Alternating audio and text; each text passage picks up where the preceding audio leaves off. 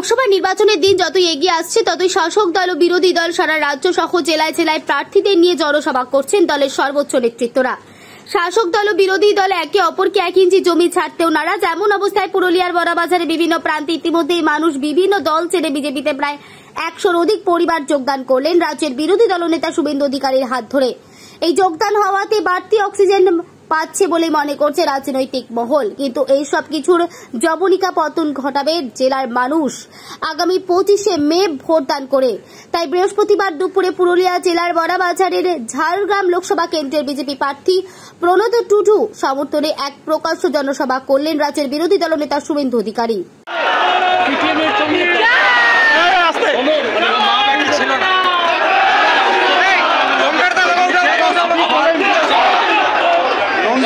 মমতা বলেছে যে লোডশেডিং করে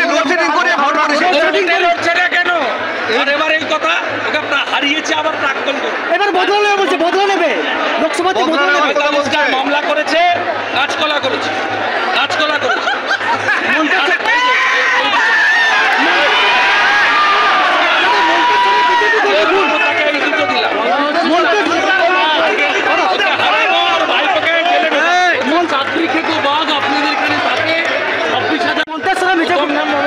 মমতা ব্যানার্জি যে চোর, এটা ক্যাবিনেটে সই আছে।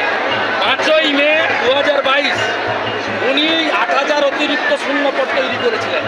উনি তো লিখিত চোর, এস্টাবলিশ চোর।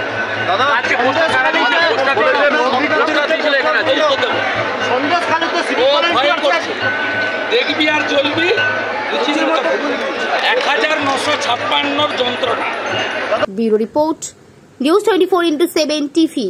মুহূর্তের খবর হাতের মুঠোয়।